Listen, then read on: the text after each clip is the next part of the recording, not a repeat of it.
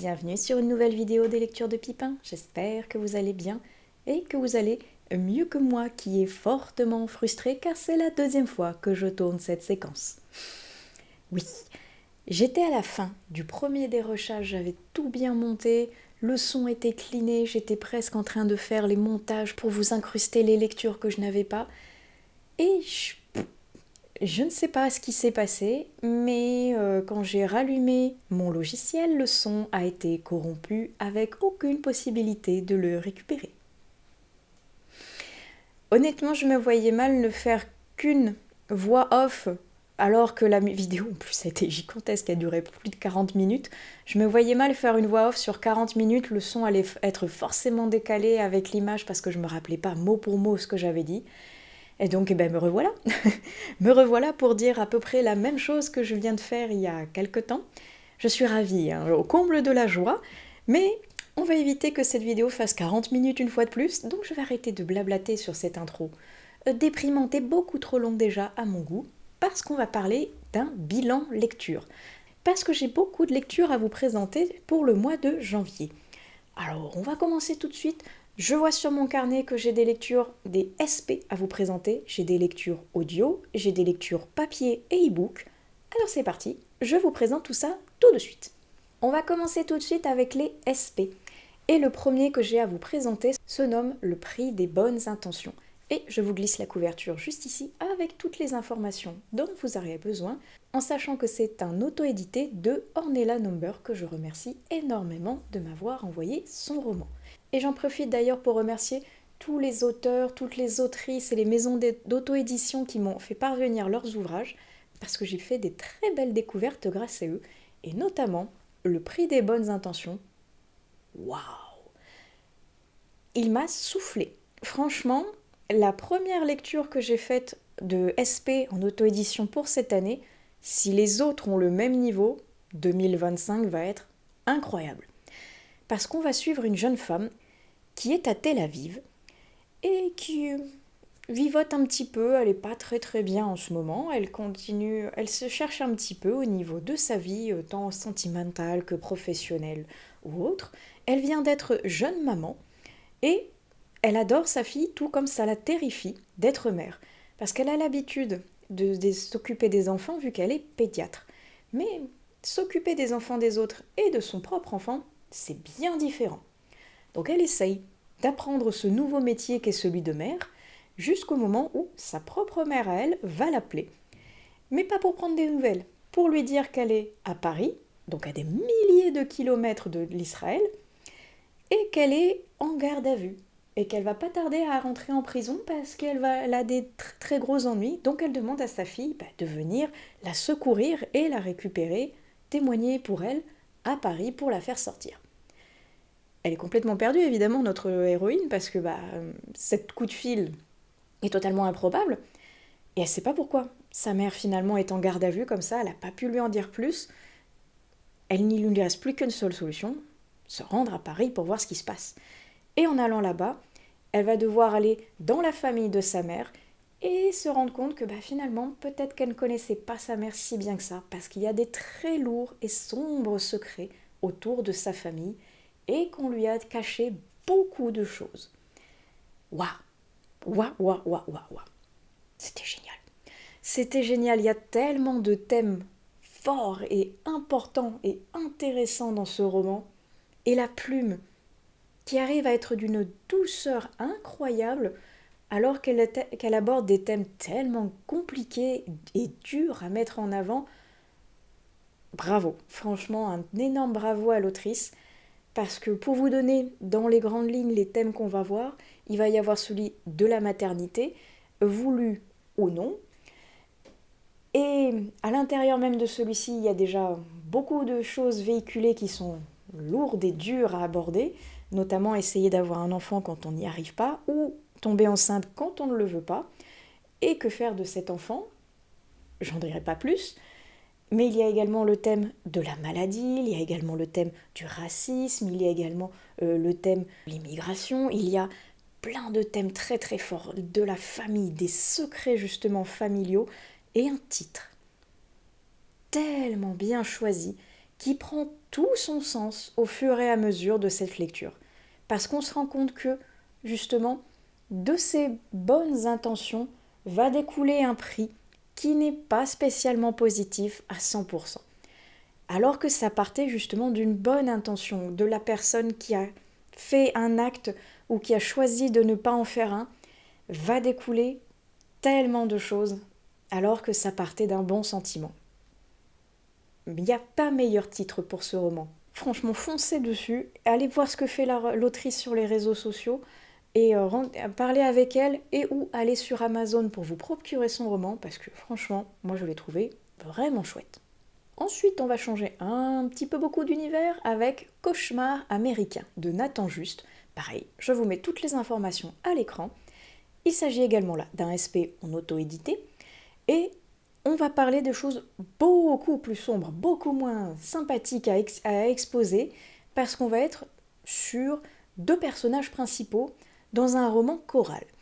On va suivre d'un côté Richard, dont on va suivre l'évolution à travers son enfance puis son adolescence et son passage vers l'âge adulte. Et Richard, il vit dans une famille qui va pas très bien. Elle se déchire de plus en plus. Ses parents ont du mal à s'adresser la parole sans s'envoyer bouler toutes les 4 secondes. Et Richard est le deuxième d'une fratrie qui est constamment, mais alors vraiment constamment, dans l'ombre de son frère qui est sur un piédestal parce qu'il a forcément tout réussi mieux que lui. Richard, contre tout ça, il n'arrive pas vraiment à trouver sa place finalement. La seule chose qui le passionne et dont il est heureux, c'est cet amour commun qu'il a avec son père pour les armes. Parce qu'il ne se sent bien qu'avec une arme entre les mains et en l'utilisant dans des champs de tir, dans des concours ou autres. Et à côté de ça, on va suivre John. John qui est un vétéran de la guerre, qui a vu et vécu des saloperies inimaginables en tant que militaire, et son passé le poursuit, et il a vraiment du mal à s'en détacher. Il subit un choc post-traumatique qu'il ne veut pas s'avouer, et il ne sait pas quoi faire, finalement, de sa vie, parce qu'il ne se voit pas retourner dans l'armée, mais en même temps, il ne se voit pas aller dans le civil et vivre une vie normale. Alors il trouve un entre-deux, il devient reporter de guerre, parce qu'au final, ce qu'il aime, ce qu'il sait faire, c'est être au cœur de l'action, au cœur du combat, là où l'adrénaline le fait revivre finalement et lui fait retrouver des sens qu'il avait complètement perdus, qu'il avait enfouis, mais qui finalement le maintiennent en vie et lui font du bien. Et il a du mal avec cet avenir qu'il trouve complètement incertain, avec des combats qui peuvent partir d'un bon sentiment, mais qui lui paraissent un petit peu futiles, un petit peu tristes. Un combat, au final, comme le sous-titre du roman, un combat de somnambules qui ne mène à rien. Parce qu'au final, leur pays, les États-Unis, n'est dirigé que par des puissants, n'est dirigé que par l'argent, n'est dirigé que par la peur et les propagations de fake news qui prennent des proportions inimaginables. Et ces deux personnages essayent de se créer une vie à travers un pays qui ne les comprend pas et que eux-mêmes n'arrivent pas à comprendre. Ils sont au cœur de la violence, ils sont au cœur de la corruption, ils sont au cœur de ce culte des armes finalement qui étant un sujet de polémique aux États-Unis et qui fait encore parler de lui à l'heure actuelle, parce que finalement ce roman, je le pensais d'anticipation et au final absolument pas, il est terriblement d'actualité. Parce qu'en plus ce roman, il a lieu dans une Amérique où Trump vient d'être élu. Quoi de plus actuel que ce qui se passe en ce moment dans le monde réel, entre guillemets.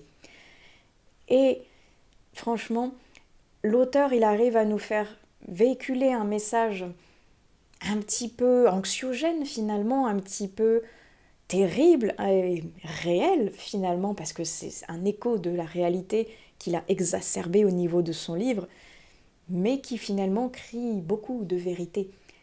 Il est très fort à lire parce qu'il vraiment il touche dans tous les domaines piquants et un petit peu délicats qu'on essaye d'éviter sans passer justement par des polémiques. Et il a des personnages qu'on va aimer ou qu'on va détester, mais qu'on va suivre dans une aventure qui est vraiment très forte, sur beaucoup de thèmes et beaucoup d'émotions. Je pense qu'on en a terminé avec l'ESP, parce que je suis en train d'en lire un actuellement, mais il faut que je vois avec l'auteur si je peux en parler avec vous, parce que je crois que c'était un projet un petit peu secret.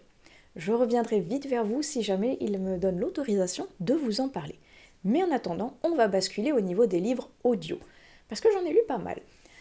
Et j'ai terminé, je regarde à côté de moi, j'ai terminé en janvier Le Fleuve des Brumes, qui servait à récupérer la lettre V pour mon challenge ABC Polar, parce que je l'ai terminé le 1er janvier, je me suis dit, ça passe quand même, on peut le rentrer dans l'ABC Polar de 2024. Oui, ça passe. Et donc, c'est un policier, plus qu'un thriller, je trouve, qui est très lent, parce qu'il se nomme donc Le Fleuve des Brumes, et son rythme est celui du dit fleuve du titre. Donc, c'était un petit peu lent par moments, un petit peu tumultueux à d'autres, assez agité, et puis calme et vraiment plat. Parce qu'on est sur des personnes qui ont soit disparu, soit qui sont retrouvées mortes, et qui auraient un lien avec la guerre et avec le côté du fascisme. Donc l'inspecteur, il commence à mettre des bouts ensemble et il se dit qu'il y a un lien avec le passé de l'Italie pendant la guerre 39-45 qui n'était pas très très joli, et que maintenant que la guerre est terminée, les personnes cherchent à se venger de ces fascistes qui leur ont mené la vie dure pendant tant de temps. Et c'est pas mal, même si c'est très lent, comme je vous dis. C'était intéressant, point de vue que la plume change de ce que j'ai pu lire d'habitude, et cet inspecteur, on peut le retrouver dans d'autres romans qui font une série. Mais honnêtement, je suis pas sûre d'y aller tout de suite parce que ce roman-ci m'a pas convaincu plus que ça d'aller continuer cette saga avec cet inspecteur.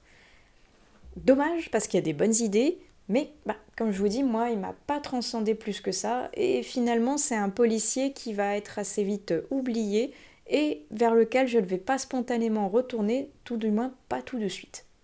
Ensuite, j'ai lu un thriller horrifique, c'est comme ça qu'il le classe en tout cas, avec Vous êtes cordialement invité. Et lui, ça faisait un bon bout de temps, finalement, que je voulais le lire, que je l'avais complètement oublié une fois de plus, et qu'à force de voir que le tome 2 était sorti et que le tome 3 également était sorti, je me suis rappelé que finalement j'avais bien envie de lire le tome 1, et hasard incroyable, il était disponible dans ma bibliothèque Audible, gratuitement inclus dans mon abonnement. C'était parfait. La coïncidence était incroyable, je me suis dit, allez, récupérons-le et écoutons-le. Et là, on va être sur un groupe de 4 gamins qui ont passé leurs étés ensemble en colonie de vacances dans un ancien manoir, qui servait donc de colonie. Sauf qu'il y a eu un très grave accident, et que ces 4 gamins sont ressortis complètement traumatisés, blessés et amnésiques. Et une dizaine d'années plus tard, aucun ne s'est revu, mais chacun a reçu une lettre les invitant à revenir au manoir, qui a été complètement rénové et qui doit être inauguré. Ils sont pas bien chauds de retourner là-dessus, même s'ils se rappellent pas ce qui s'est passé, ils gardent des séquelles physiques qui leur fait un petit tilt sur qu'il s'est passé quelque chose de pas bien. Donc ils n'ont pas trop envie. Finalement, certaines circonstances font qu'ils vont tous y aller, qu'ils vont tous s'y retrouver, et qu'ils vont peu à peu retrouver la mémoire, retrouver leur amitié, et qui vont se retrouver également avec une présence. Quelque chose d'étrange qui les empêche de sortir de ce manoir, qui les empêche de se rappeler concrètement ce qui s'est passé, et qui va les terrifier, les tourmenter et essayer de les tuer. Je vous en dirai pas plus, mais c'était pas mal, bien qu'il y avait des passages assez lents là aussi. Honnêtement, je sais pas ce qui s'est passé en janvier, mais il y a beaucoup de lectures où j'étais en mode soit c'était génial, soit c'était super lent. Et là, en l'occurrence, c'était entre les deux, avec des passages assez lents qui finalement, je me trouvais que c'était peut-être pas judicieux de s'attarder sur certains faits, sur certains moments, sur certaines histoires. Il fallait peut-être plutôt avancer pour que ce soit un peu plus punchy. Parce qu'il y a des moments, ça bouge, on est avec des fantômes, comme vous vous en doutez au niveau de la couverture et du petit pitch que je vous ai fait. Il y a des choses pas mal. Il y a des choses un petit peu facilité scénaristique également, c'est vrai, mais ça passe. Honnêtement, ça se lit très bien.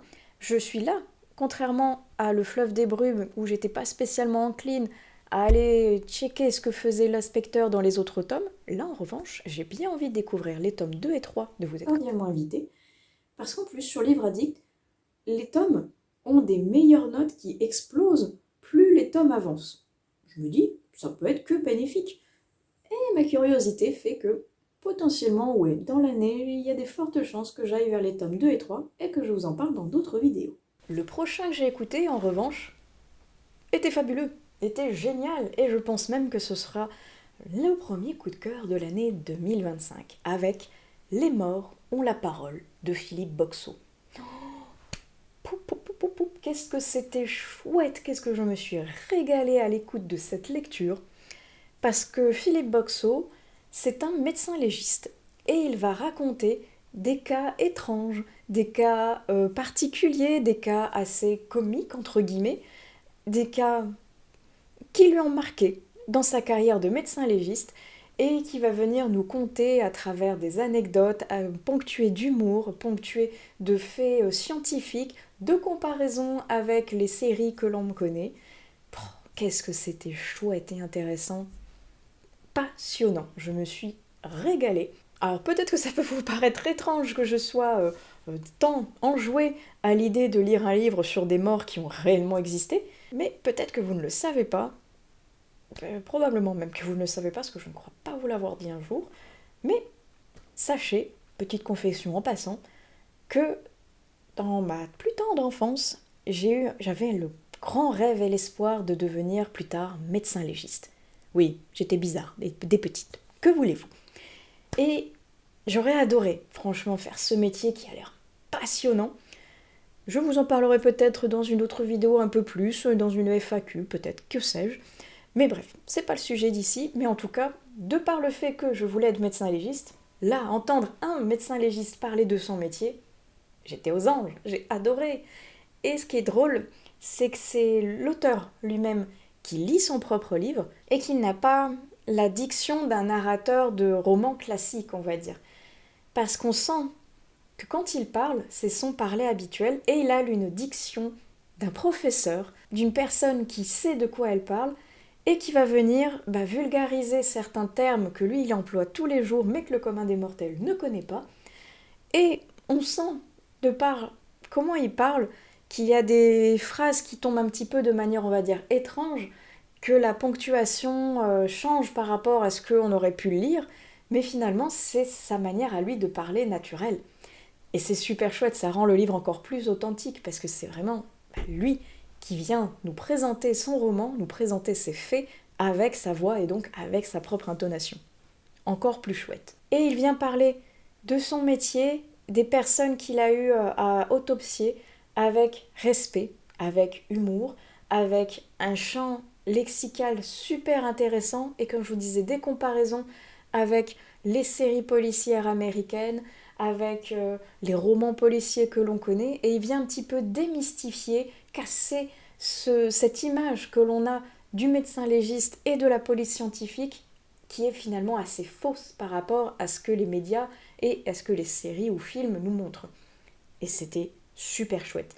Il en a fait 2 autres.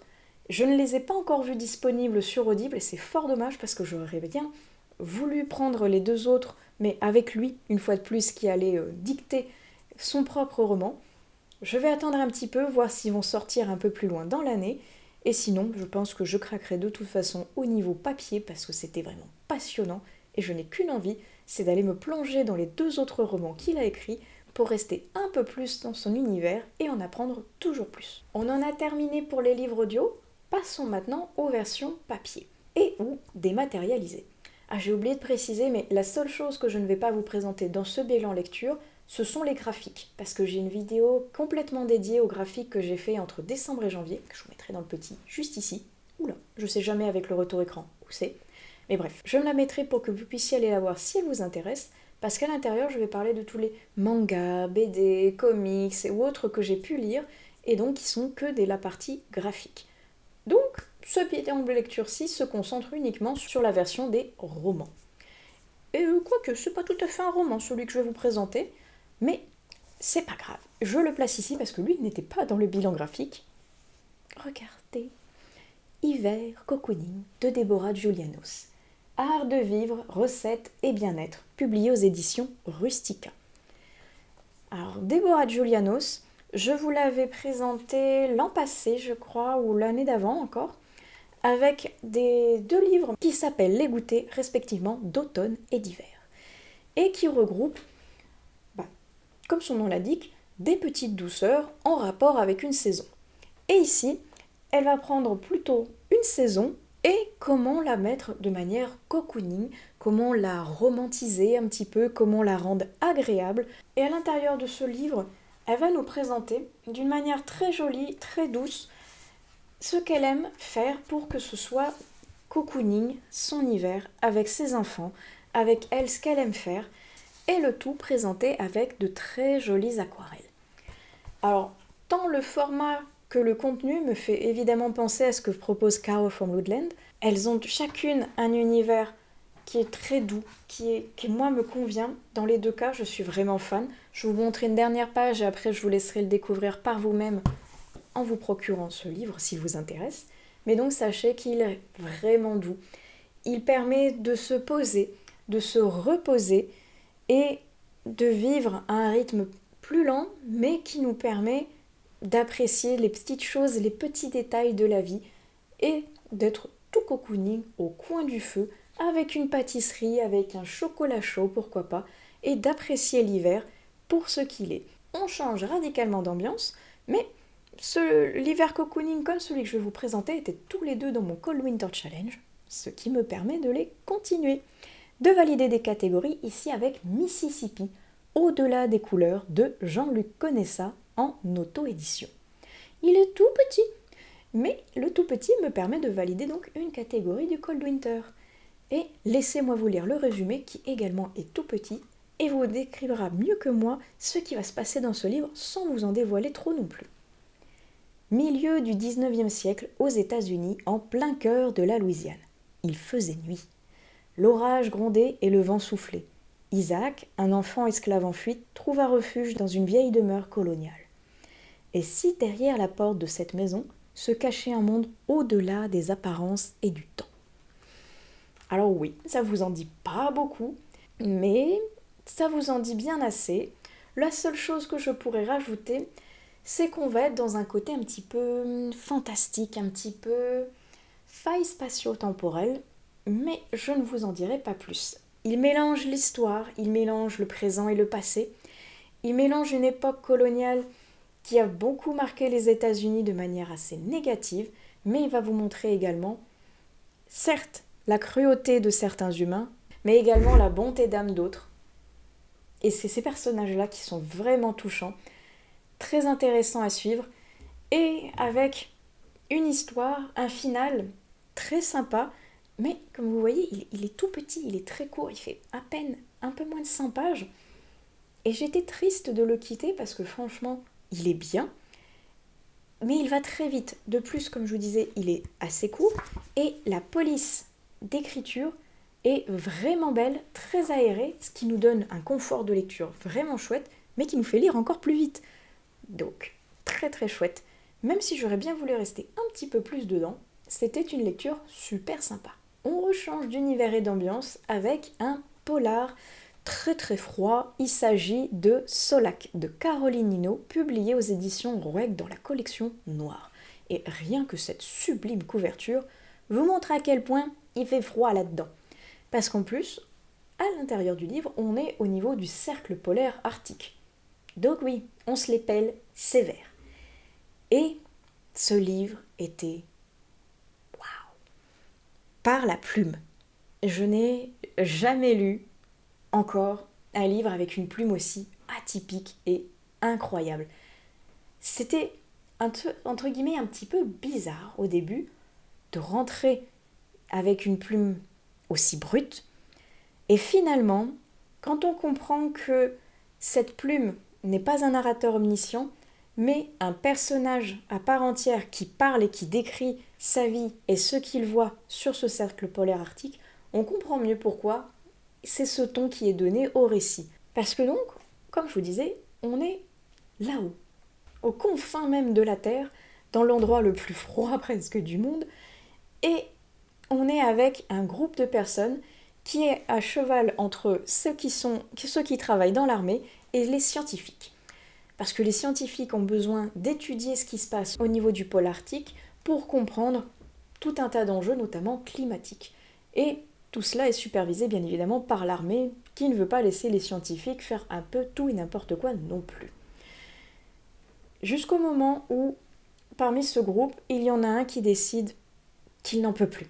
Il n'en peut plus de cette vie, où il est constamment dans le froid, il a 6 mois de nuit, il est à la merci des éléments, à la merci de la faune qui est là, qui ne comprend pas bien qui sont ces étranges créatures et qui ne savent pas trop s'il faut les voir par curiosité ce que c'est, ou pourquoi pas les bouffer, parce que ils ont quand même un petit peu faim pendant ces rudes mois d'hiver. Et ils ne voient personne, ils sont complètement coupés du monde. Le ravitaillement se fait une fois tous les 46 de mois pour un pauvre hélicoptère qui repart aussitôt. Et il n'en peut plus, et il décide de mettre fin à ses jours. Ça va bien évidemment choquer et affecter ses collègues, et qui sont obligés de donner l'alerte et de dire à l'armée de lui trouver un remplaçant. Chose qui va être faite, ils vont faire rapatrier le corps dans sa famille et un nouveau venu va venir le remplacer. Sauf que quand il descend de l'avion, c'est un petit gringalet à peine sorti des bancs de l'école. Il est tout frêle, il est tout grand, il est tout maigre, et ils se disent « mais qu'est-ce que c'est que ce cirque ?» Et c'est pas possible qu'il sorte de l'armée, celui-ci. Il est tout frêle, il va même pas réussir à soulever un carton sans se casser en deux. Pourquoi il est là? Il a rien à faire ici. Et, aux confins de l'univers, ils vont devoir réussir à se comprendre, à s'apprivoiser, à vivre ensemble, malgré des conditions archi difficiles et malgré des tensions qui vont se créer entre ces personnages qui sont donc livrés à eux-mêmes.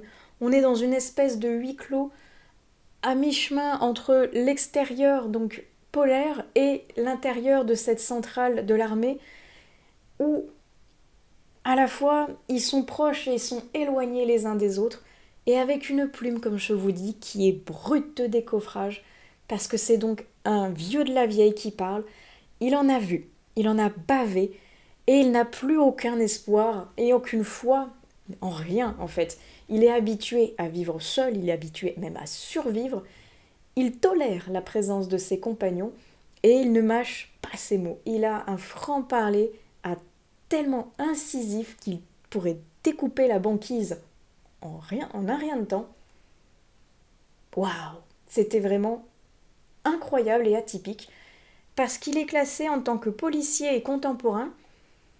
Et je vous avoue que je ne sais pas trop même moi où le mettre, parce qu'il n'y a pas de côté policier dans le style qu'il n'y a pas d'enquête, il n'y a pas de meurtre ou quoi que ce soit, il n'y a pas d'inspecteur qui va poursuivre des méchants.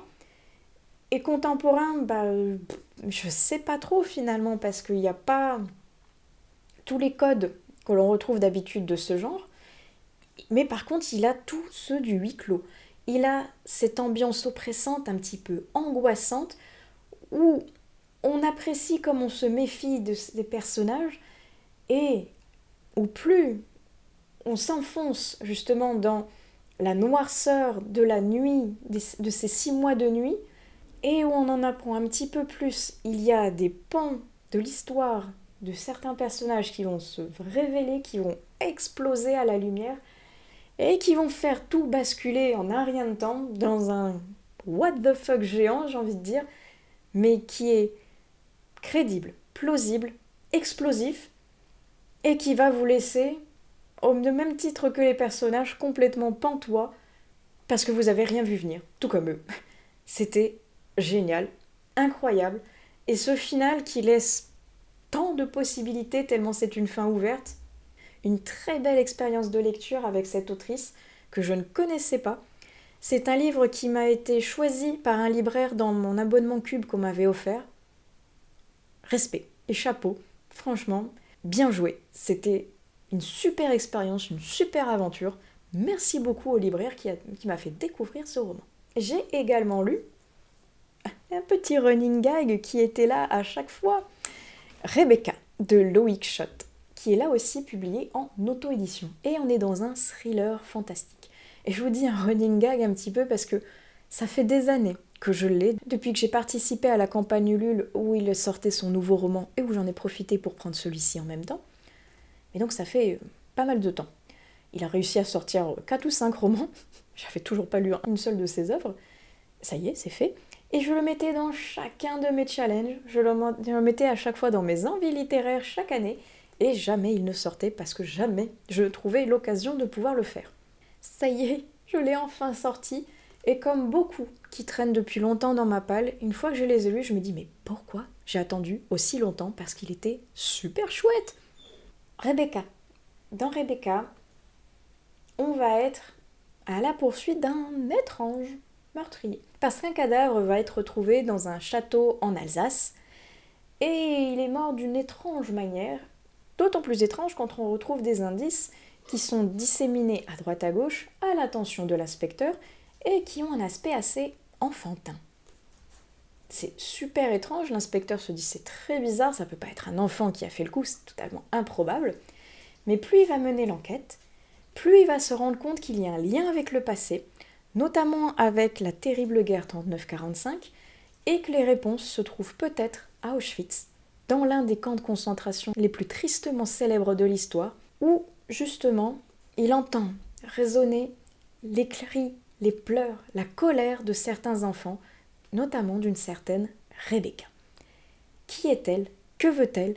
Qu'est-ce qu'elle a comme rapport avec cette enquête? Lisez le livre pour pouvoir en savoir plus, parce que je ne vous en dirai pas plus. Ça, sauf que c'était chouette. Vraiment.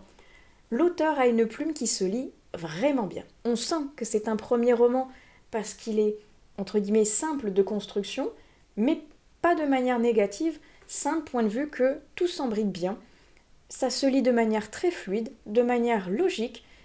Il y a un côté policier qui est imbriqué dans du fantastique et ça match super bien.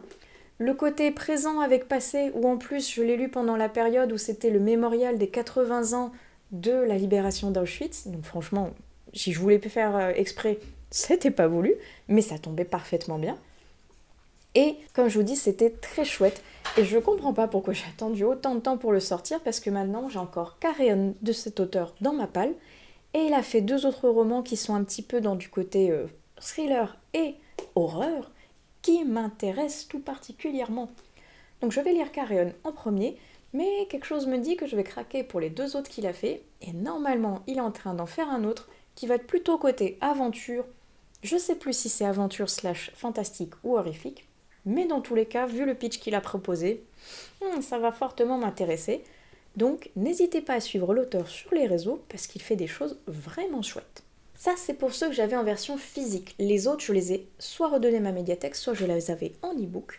Et le premier, pareil, je vous affiche la photo juste ici avec les informations. Il s'agit de La mystérieuse bibliothèque de Blackwood Abbey. Ce titre est tellement long, mais c'était très chouette. Et c'est le premier roman que je découvre de Esther Fox. Et je pense que ce ne sera pas le dernier parce que c'était très sympa. Parce qu'on est dans tout ce que j'aime. On est dans de l'historique mixé avec du fantastique. Parfait.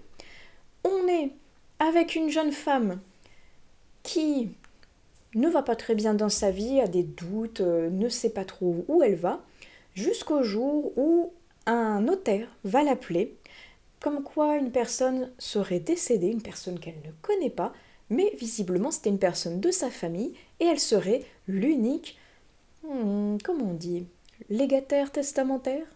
L'unique héritière, voilà. Elle est la seule qui va hériter de cette mystérieuse personne décédée. Et de quoi elle hérite? D'un superbe manoir, d'une abbaye plutôt, au fin fond de la campagne anglaise. Et à l'intérieur de ce manoir, qu'est-ce qu'il y a? Une immense bibliothèque. J'adore un livre qui parle de livres. Et on va suivre cette jeune femme qui donc va se rendre dans cette fameuse campagne, dans cette ancienne abbaye, et elle va se retrouver au milieu de domestiques qui n'ont pas l'air très très sympathiques et qui ne sont pas très enjoués de voir une nouvelle personne arriver, une personne qu'ils connaissent absolument pas, dans leur vie et dans cette abbaye qu'ils chérissent par-dessus tout. Et ils refusent cordialement qu'elle entre dans cette fameuse bibliothèque alors qu'elle, elle ne veut que ça. Elle ne jure que par les livres et elle veut absolument y rentrer.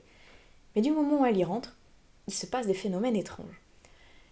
Et il se passe un autre phénomène bizarre, c'est qu'elle commence à avoir des absences, d'énormes trous de mémoire, où elle ne se rappelle plus ce qu'elle a fait, qui sont les personnes avec qui elle est, et ce qu'elle fabrique ici. Et à force qu'elle essaye de creuser pourquoi les domestiques sont si réticents au fait qu'elle reste ici, pourquoi cette bibliothèque, du moment qu'elle a été ouverte, a créé des trous de mémoire, d'où ça sort, qui sont ces étranges personnages qui gravitent autour d'elle, je ne vous en dis pas plus, sachez juste que c'était vraiment chouette, et que cette histoire de bibliothèque avec des choses étranges qui se passent était super originale, et presque j'aurais voulu qu'il y en ait plus. Parce qu'on survole un petit peu ce phénomène pour après se concentrer sur les problèmes de l'ouverture de la bibliothèque, mais franchement c'était très chouette. Même si c'est vrai qu'il y avait des moments assez lents et assez... je ne comprenais pas pourquoi on s'attardait là-dessus, parce qu'on est là pour essayer d'étayer un petit peu le fait qu'elle ait perdu la mémoire et donc en parler, dire ce qui s'est passé, mais ce coup de perte de mémoire entraîne aussi des facilités scénaristiques un petit peu dommages, parce que justement, on dit, il s'est passé ça pendant qu'elle a perdu la mémoire, on passe à autre chose direct. Dommage. Un peu facile, parfois un peu plat, mais quand même avec un fond et une ambiance très chouette que je vous recommande et où je pense que je vais continuer donc à lire les écrits d'Esther Fox parce que c'était très sympa. Oh là là, je vois le timing, j'ai encore 3 livres à vous présenter. On va essayer de passer assez vite dessus, sinon ça va être encore plus long que la vidéo précédente que j'avais tournée. Anna Swensen. J'ai lu enfin le tome 6 et je voulais vraiment le lire à cette période de l'année parce qu'il est à la fois en hiver et une partie est à Noël. Parce qu'en fait, c'est 2 tomes en un et les deux se concentrent sur la période hivernale. Et dans ce tome-ci, un petit peu le même schéma narratif que dans les précédents. On va parler de gourmandise, on va parler d'un cadavre que Anna va découvrir et on va essayer de trouver qui est le meurtrier dans cette petite ville et tout en suivant l'enquête avec Anna, même si, normalement, évidemment qu'elle n'aurait pas dû mener l'enquête, vu qu'elle n'est pas de la police. Et c'était comme d'habitude très chouette, très frais, très gourmand, avec peut-être une lueur d'espoir pour moi, au bout du tunnel de ce triangle amoureux qui me casse les pieds. Normalement, à la fin de ce tome-ci, elle est censée faire un choix que l'on connaîtra dans le tome suivant. J'ai plus que hâte de découvrir le tome suivant et de voir si elle a vraiment fait un choix et si on va arrêter de tourner autour du pot et passer à autre chose que ce triangle amoureux qui traîne en longueur et me casse un peu les pieds, il est vrai.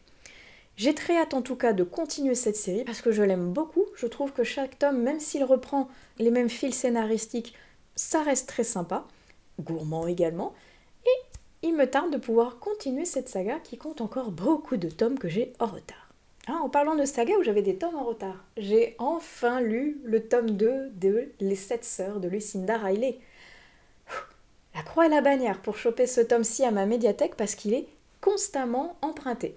Et j'ai même dû, entre guillemets, accélérer ma lecture à la fin parce que je devais le redonner et je ne pouvais pas rallonger mon temps d'emprunt parce qu'il était déjà réservé derrière moi. Je ne sais pas ce qui se passe avec cette saga, mais tout le monde veut la lire en même temps.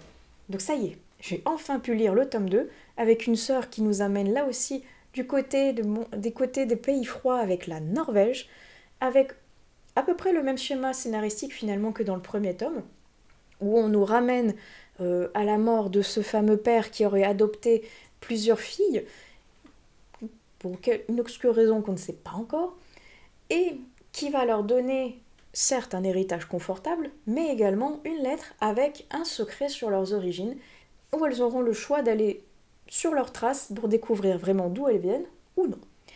Évidemment que chaque sœur va dire oui, elle va aller voir ce qui se passe pour savoir d'où elles viennent, et on va donc la suivre celle-ci, pareil, entre le passé et le présent, où un personnage va être relié, soit parce que c'est une connaissance, soit c'est parce que c'est quelqu'un de la famille, soit c'est parce que de toute façon ça va être quelqu'un qui est lié au passé de cette jeune femme et de leur père adoptif, et c'était très sympa. Ça me donne, pareil, envie de continuer l'aventure avec la suite des 7 sœurs et le tome final de ce fameux père adoptif bien mystérieux. J'aime bien, même si c'est pareil, comme je vous dis, c'est exactement la même chose. Là, au niveau de la construction du récit, c'est pareil entre le premier et le deuxième tome, et j'imagine que ça va être pareil au niveau des autres, mais qu'importe. Ça fait passer un excellent moment de lecture, ça fait voyager, et j'ai envie de continuer à découvrir les secrets de ses sœurs. Et le dernier livre dont je voulais vous parler, il s'agit de Colima. Alors Colima, dans la vidéo précédente, je l'avais en version physique pour vous le présenter, là je vais faire une incrustation, parce que c'était un livre que j'avais trouvé en boîte à livres et que j'ai remis en boîte à livres après l'avoir fini, parce qu'il m'avait pas transcendé plus que ça, finalement. Et j'étais très triste. Déjà, alors certes, pour ne pas l'avoir apprécié, entre guillemets, à sa juste valeur, et également parce que sur la jaquette du livre, il y a juste marqué Colima. Il n'y a pas marqué que c'est le tome 2 d'une trilogie. Que ça m'énerve quand les maisons d'édition font ça, franchement. C'est pas grand-chose de mettre un petit 2 ou de mettre tome tant sur tant. Ça évite aux personnes qui prennent un livre sans savoir qu'il y a quelque chose avant, qui va leur manquer des éléments. Alors par chance, c'est la suite de Enfant 44 que j'avais lu il y a quelques années, donc j'étais pas tout à fait perdue, même si, entre-temps, j'avais déjà oublié pas mal d'éléments, il est vrai. Mais, contrairement à Enfant 44, j'ai beaucoup moins accroché finalement. Parce qu'on est censé suivre le même inspecteur, ancien membre du KGB qu'il y avait dans le premier tome, qui a recueilli 2 jeunes filles dont les parents ont été assassinés parce que donc c'était un membre du KGB qui a été faire son travail malheureusement. Et les filles, elles apprécient pas trop cet homme qui, certes, les a sauvées de la misère, mais a quand même contribué à l'assassinat de leurs parents. Et dans ce même récit, on va suivre une femme qui véhicule une rancœur énorme envers notre inspecteur parce qu'il lui a fait donc beaucoup de mal par ses agissements, et notamment il a envoyé son mari au goulag. Et pour se venger, elle va lui faire moult crasses, et notamment elle va l'envoyer au fameux goulag de Colima, là où il a envoyé son mari, pour l'en faire sortir, parce que avec l'effondrement de l'URSS, il y a de fortes chances que les prisonniers ne soient pas libérés, mais plutôt exécutés. Et finalement, ça l'a pas spécialement fait avec moi, parce que ce fameux goulag de Colima, dont on parle partout, qui est quand même le titre du roman, on n'y passe pas tant que ça. J'étais un peu désappointée, on va dire, parce que c'est quand même le titre, hein. Il est en gros, il est en rouge, il est en gras, et on n'y passe même pas 3 chapitres. Alors certes, il y a beaucoup de choses qui gravitent autour, on est d'accord, mais le cœur même du récit, c'est pas ça. C'est vraiment le fond de la vengeance de cette femme qui a envie de mettre la misère à cet inspecteur. Et comment l'inspecteur va s'en sortir pour lui et sa famille. Mais c'était lent, là aussi, terriblement lent, pour essayer de mettre une atmosphère d'après-guerre très lourde, où justement les agissements du KGB, maintenant qu'il a été dissous, les gens vont se venger, les gens vont essayer de mettre un terme à la guerre, de mettre un terme à toutes ces horreurs. Mais il manque un truc. Et malheureusement, on sent que c'est un tome 2, tome de transition entre le 1 et le 3, et qu'il va y avoir beaucoup plus au niveau du 3, et que le 2 était là un petit peu pour faire la passerelle uniquement. Et c'est fort dommage, parce qu'il y a beaucoup de choses qui restent, qui vont arriver certainement dans le tome 3 qui s'appelle Agent 6, si je ne me trompe pas. Mais je sais pas. J'ai bien aimé Enfant 44, Colima pas trop, et je sais pas si j'ai envie d'aller vers l'Agent 6, parce que il m'a pas transcendé plus que ça, même si j'ai envie d'avoir le fin mot de l'histoire, il est vrai. Donc c'est pour ça qu'il est retourné dans une boîte à livres, pour pouvoir, j'espère, faire plaisir à quelqu'un qui aura apprécié un peu plus que moi cette lecture. Et je pense que c'est avec celle-ci qu'on va conclure et arrêter ce bilan qui est beaucoup trop long. Je pense qu'il faut que je trouve un autre format pour vous parler des lectures, parce que le bilan finalement, je parle encore une fois beaucoup trop, et il faut que je me rappelle de tous les éléments que j'ai lus en un mois, notamment ceux qui sont très très loin au début du mois, et où je peux oublier certaines choses, et où je parle beaucoup trop au niveau du timer aussi. Donc on arrête ici, j'espère que cette vidéo vous aura plu. N'hésitez pas comme d'habitude par contre à utiliser la section des commentaires pour qu'on discute ensemble des livres dont je vous ai parlé ici. Et sinon, eh ben, on se retrouve sur une prochaine vidéo des lectures de Pipin. Allez, ciao!